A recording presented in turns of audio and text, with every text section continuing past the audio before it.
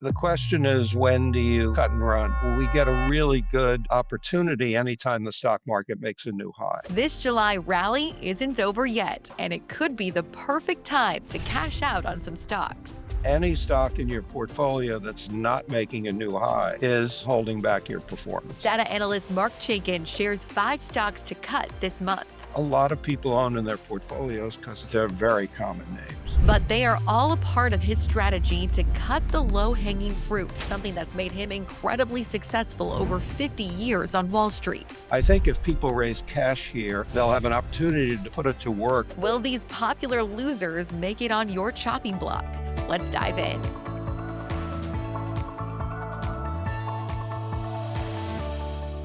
Mark, so great to have you back on the show. We always appreciate you here sharing your knowledge with our viewers. You have a lot to share today, and this is really about your strategy of when to take profits. And now I think there's a lot of profit taking happening in the market because we're at such highs right now. Well, I think there are a lot of profit-taking opportunities, Bridget.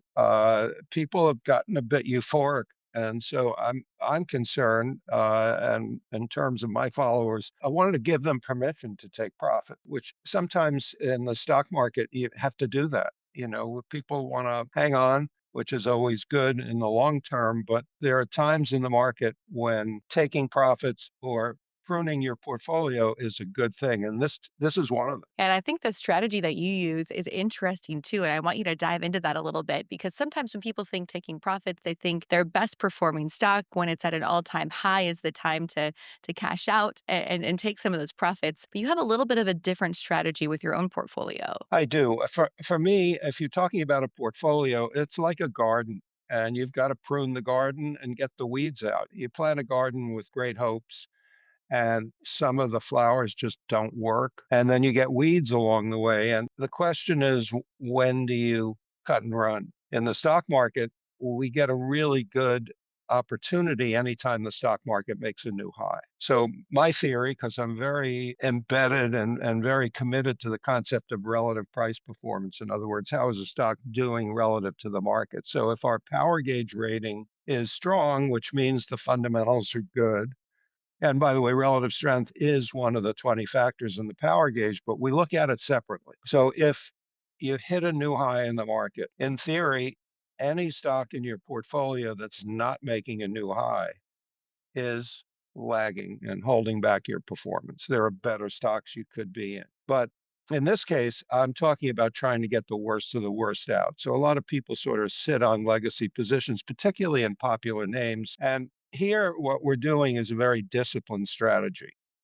So it goes way beyond just weeding the garden. We're talking about the stocks with a bearish power gauge rating, where earnings growth over the last 3 to 5 years has been subpar, where they have a history of disappointing, meaning that they are not meeting analyst estimates.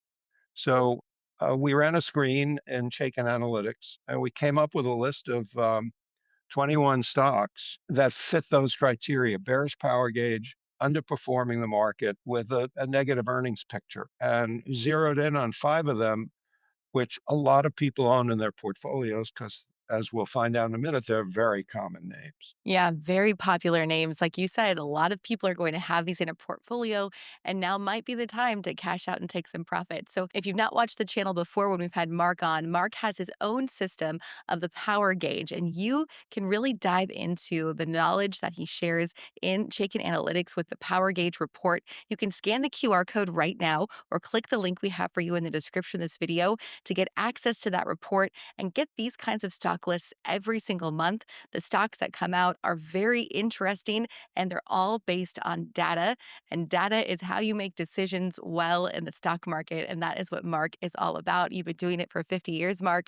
So I'm excited to see what during this new all time high, the names that you have for our viewers today of the 5 companies you might already have in your portfolio that now might be the time to get out before earnings and while the market is still at this really big high. So, what's that first name on your list, Mark? Well, the first name is Apple, one of the most widely owned stocks outside of Nvidia and Tesla in the marketplace. And by the way, a lot of these stocks that we're suggesting people get out of, they may have losses because these stocks have been in long-term downtrends for the last 6 to 12 months, and they've just now rallied a bit. I should add that one of the final criteria for this list was that the stock had to be overbought on a short-term basis, meaning that it's had a nice little short-term rally along with the market, but that it's nowhere near its previous peaks. And so in many cases, unless these are stocks that a trader bought just recently, they're going to be taking losses. And that's a good thing because there are plenty of stocks with bullish ratings that you can replace them with, or you can keep that money on the sidelines in case we get sort of that August volatility that we got last year when Japan was toying with their currencies and the market had a 2 day pullback that was scary for a lot of people. So Apple's the first one on the list. Yeah, great company, but the bottom line is the power gauge has a bearish rating, and sales growth and earnings growth have not been dynamic for the last 3 to 5 years, and they've had a history of underperforming. And then add in something that's not in the power gauge, but they're lagging in AI. Their large learning model is way behind Google and ChatGPT and even Amazon, who is affiliated with the Claude model. So there's a lot to like about Apple as a brand, but there's not a lot to like about it as a stock right now. Yeah, this company has made a lot of people money in the past. A lot of investors have earned a lot on the Apple, but like you said, it's had a really struggle time the last few months. One thing I want you to talk about, Mark, is your strategy. Some people might look at a stock like Apple that's been a winner for so long and say, well, now is the time to get in at a bargain rate, right? The bargain buyers who are looking at a dip in a stock price. It's a time to enter into a big name like this simply based on past performance that this company has done well in the past. You're suggesting something different. Compare those two strategies a little bit. Well, let's compare it to a horse race. You're two-thirds of the way through the race, and you now have the ability to bet. Are you going to bet on one of the two or three horses in the lead, or are you going to bet on one of the horses that's at the back of the pack? And so Apple, great company. I'm sure at some point they'll get their act together, particularly when it comes to AI. And the power gauge will let us know when that's the right time. And one of the reasons is that three of the factors in the power gauge relate to what analysts are doing and saying about a stock. So you've got a lot of smart people following Apple, and at some point in time, they'll decide, working for the big brokerage firms and the banks, that it's time to buy Apple. But I'm going to wait. And if I'm looking for stocks to buy in tech, I can find plenty of them, particularly in semiconductors, which are very strong, which we can talk about after we work through these five stocks that I think should be sold right now. Well, let's move on to that second name on your list of a good company to take some profits on and get out of right now. Second name on the list is Lowe's, the home improvement chain.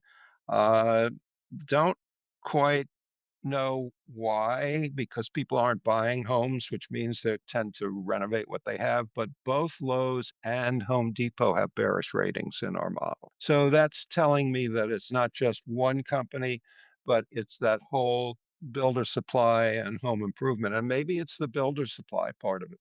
That the housing market is just not very dynamic right now. So Lowe's has had a nice little rally, and I think it's time to take profits or take a loss on it and move into an area of the market that's more dynamic. And this is another really popular retail name, and there's another big retailer coming up on your list too. Really popular names out there that so many people have in their portfolios. Let's get to that third company on your list. Well, the third company is Target.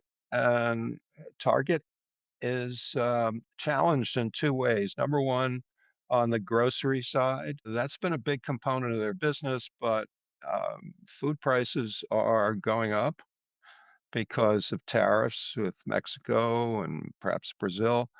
And they've got competition there. Other chains are getting into groceries like Walmart, and that's a big deal for them. And Target's also challenged on the retail side in terms of internet sales. A lot of other companies have done better. Obviously, Amazon is one, Walmart is another at monetizing digital. sales, and Target's lagging in that area as well. And again, the power gauges, our guide here in the power gauge has been bearish on Target for over 6 months. Before we move on to that next company on your list, I want to talk about retail a little bit. We just had two really large retails in here. What does this say about some of the larger retails having that bearish rating right now? Are we kind of seeing this whole sector lagging right now a little bit? We are, except for some of the specialty retailers and high-end goods. Believe it or not, high-end goods are selling. Ralph Lauren, after getting caught up in the tariff tantrum in April, is back up making new highs.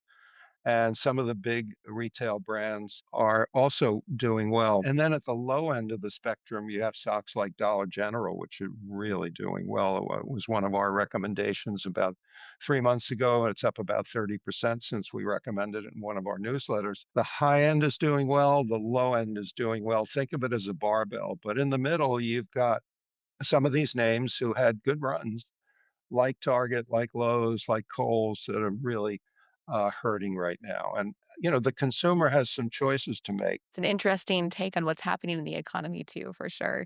Let's move on to that fourth name on your list, Mark. Well, the fourth name is McDonald's, and this is an area where there's some evidence that people are becoming selective in terms of how they spend their food dollars. There's something wrong in their business model right now in terms of how do they attract the consumer and the family. And this should be a good time of the year for them. Summer is really a good time for McDonald's. People are out on the road, and yet their business is not showing the kind of growth that it used to have. There's a problem there. And again, that's why I rely on the power gauge. That's why our subscribers rely on the power gauge.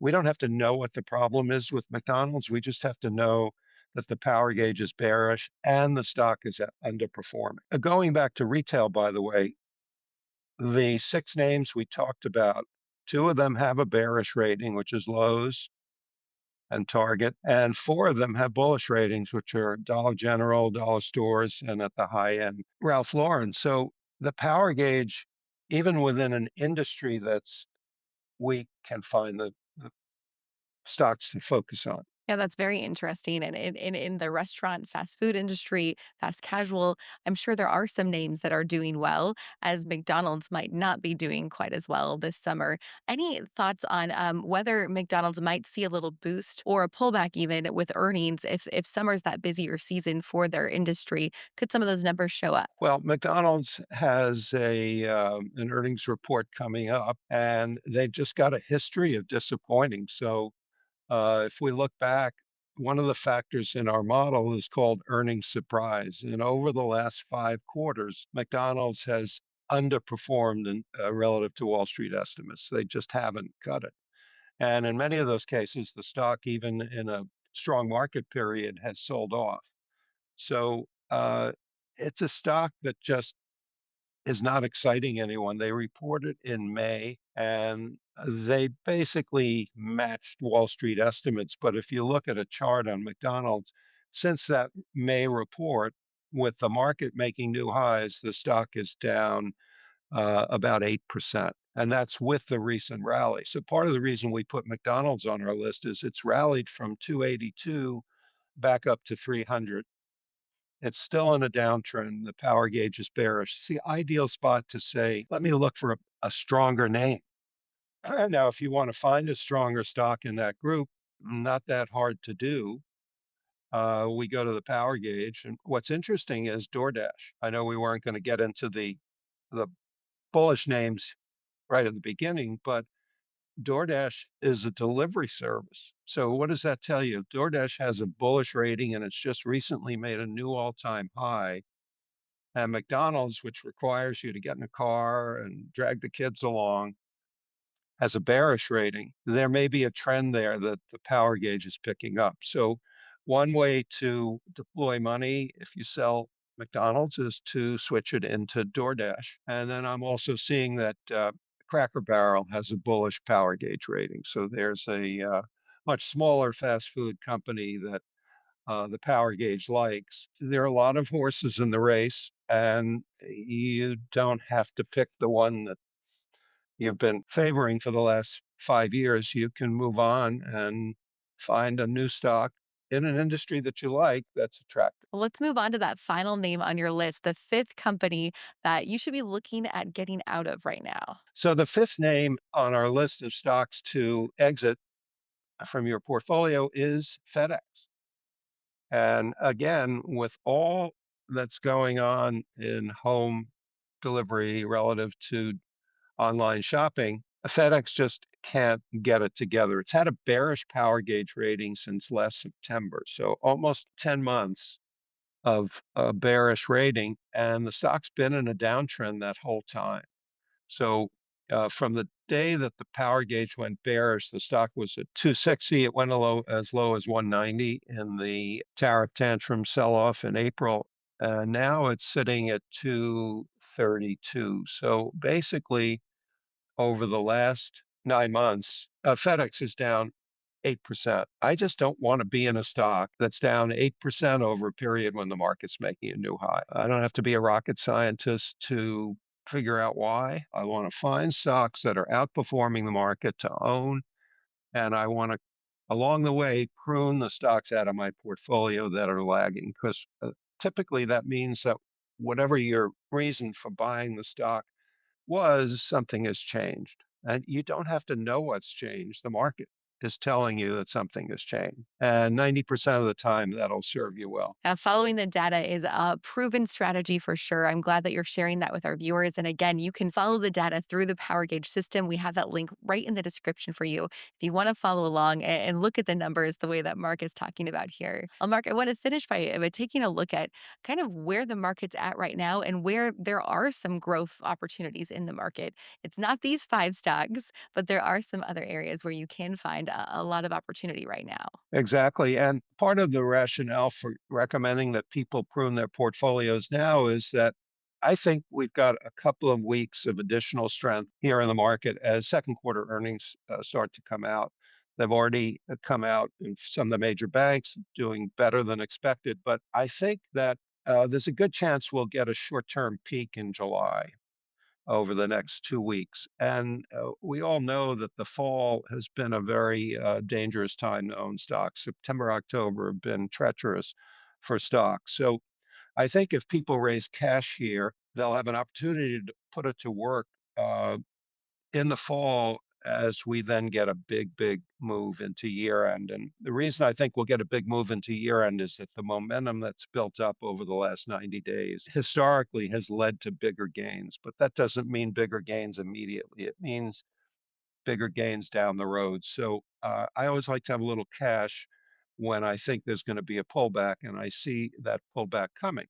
Now, when we get a pullback, where do I want to focus? It's on the strongest industry groups. And right now, the strongest industry groups are aerospace and defense, semiconductors, technology in general, and financials. And with the big banks reporting, and they've already reported this morning, the financials are going to get a boost again. So it's pretty easy if you're just focusing on four industry groups to find winning stocks, particularly with the power gauge rating. Some really great advice for our viewers today. I love that outlook for how to prepare for the rest of this year. That's incredibly valuable for retail investors. So, thank you, Mark, for sharing some of your knowledge with us. And thank you for coming on this channel. We love hosting you every month. Let us know your thoughts in the comments. We'd love to hear what you think about these five companies that Mark is suggesting kind of getting out of right now and which names you're looking at in more of these strong sectors in the market right now. We'd love to hear your stock ideas in the comments too. Thanks again for watching, everyone. And as always, happy investing.